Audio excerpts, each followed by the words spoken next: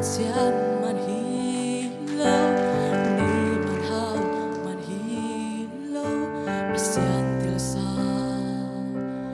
anase mite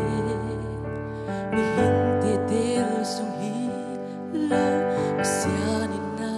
hang bikto aki pumpiak, sian na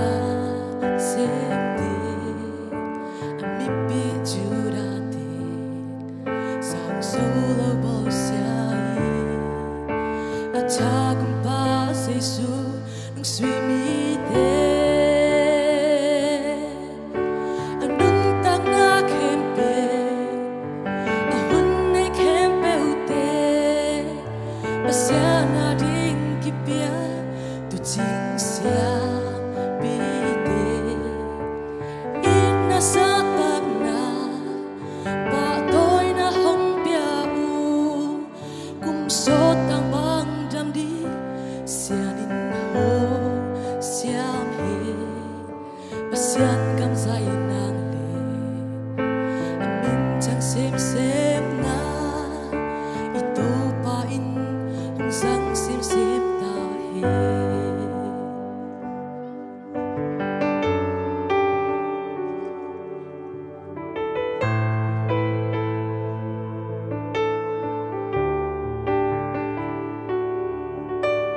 kan malay sing thuv to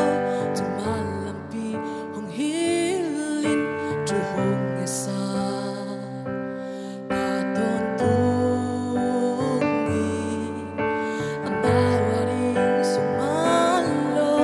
tu te jejak nupsanang sulesani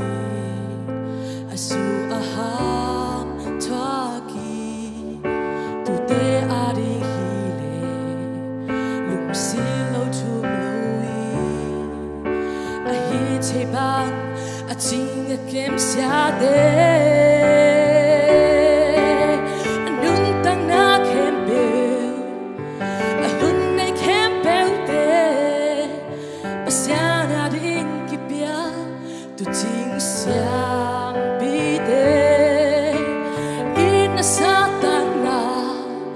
pa tôi na hong pia so tang bang jam di sianin hong siam hen anun tang na kempe ahun nei kempe te pasiana ding kipia tu ching siam pi de in sa tang na pa tôi na hong pia so tang bang jam di sianin ho siam he pasian gam say nang le amin chang sem na ito pa in hong sang sem ta he kumsong tang bang tam ding na pasianin siam pi te tu pang piak sak ta hen kalungdam